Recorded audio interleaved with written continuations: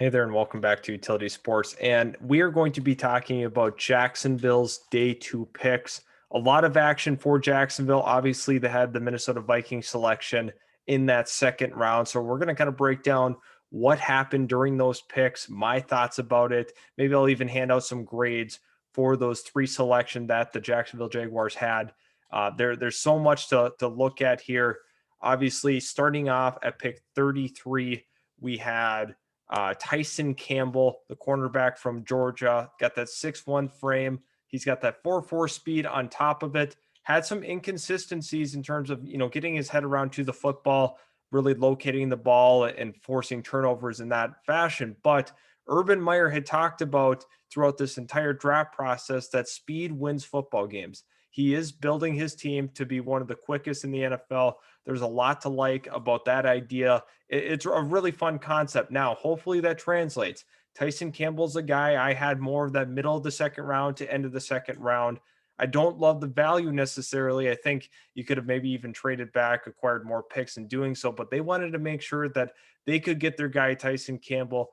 Obviously, Eric Stokes was another corner that went to University of Georgia. Some believe that Tyson Campbell was the better of the two. And if you remember, Eric Stokes was drafted in the first round. He was extremely fast in his 40 time, ran a 4.25, but that's kind of besides the point. Tyson Campbell's the second Georgia corner to go off the board. He goes to Jacksonville. I think there are some positives and negatives to this. What does this mean for CJ Henderson? Obviously, Shaq Griffin. Um, I think ultimately this is going to have to mean, these corners are going to have to be versatile for this team. I think there's no secret to that. Guys like CJ Henderson are going to have to slot in the slot. So I think that's kind of the formula to it. But overall, they want to make sure they have competent corners. They're trying to improve all areas of the football team. I think they did that in selecting Tyson Campbell at that corner spot. So now kind of the odd man out is Sidney Jones, also Trey Herndon. So you have to kind of figure out who's going to ultimately win that fourth corner spot, fifth corner spot. I know Sidney Jones had some flashes last year where we thought he could be that third corner on this team. I'm not exactly sure where he sits now after the free agent signings and now the selection of Tyson Campbell. There's a lot to kind of look into, but Tyson Campbell, really good athlete, really good length. He's got that 6'1" frame. He's a little over 6'1". So that's pretty exciting. Walker Little, the tackle out of Stanford, was the next selection. I like his game. In 2018, he had some really good film, but ultimately he had his 2019 season derailed with a knee injury. 2020 was an opt-out. So we have not seen him play football in a long time. However, had he stayed healthy during that time and not opted out as well of that 2020 season, he very well could have been a top 15 selection. So get excited, Jacksonville. This is a high upside pick. However, with upside comes some risk. There's a reason that he was still there in the second round. Obviously, we haven't seen him play football in a long time. Really good feet. He's super special in terms of his footwork. I'd like to see him get a little bit stronger, but overall, going to be a phenomenal pass protector for Trevor Lawrence. What does this mean for Cam Robinson? I don't think that a long-term deal will get done between Cam Robinson and Jacksonville. Otherwise, maybe they kind of explore the options of moving him to guard. I think he would make for a nice guard in the league, but who knows what Cam Robinson's thoughts are on that. Obviously, Urban Meyer is not going to let Cam Robinson, being angry about it affect him at all. But ultimately, Walker Little, really good pick. So I'm going to go ahead and actually grade the Tyson Campbell one.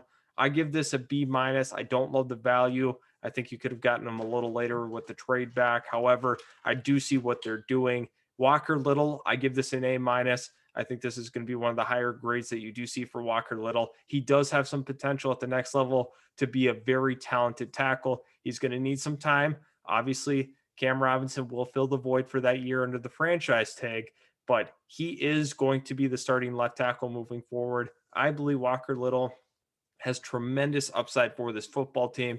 And then finally, the last selection was Andre Cisco. Cisco came from Syracuse coming off of an ACL injury. So they did take two guys that were coming off of major ACL injuries. However, Andre Cisco could be a ball hawking safety. He is phenomenal with the ball in the air. The question is Is he going to be healthy? I don't know for sure. There's, once again, that's a reason why he was still kind of hanging around. Definitely a turnover machine. That's something that Jacksonville really lacked last year in that secondary, a guy that was able to force turnovers, flip field position in that way. But Andre Cisco, I love the potential that he brings to the table. I give this an A minus as well. I think Jacksonville had to address that safety spot. Rayshawn Jenkins, and now Cisco is your other safety. They revamped the corner room. It's really nice having those selections. I'm kind of excited to see what happens on day 3.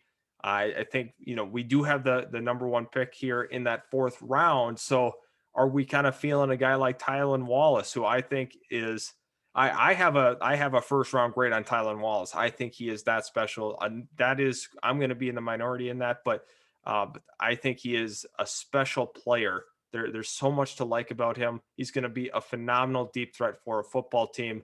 I think this is going to be one of those rookies that we're kind of scratching our head later and saying, why was he not selected sooner? Another guy that I really like, Jalen Darden from North Texas, could be a dynamic playmaker for this Jacksonville team.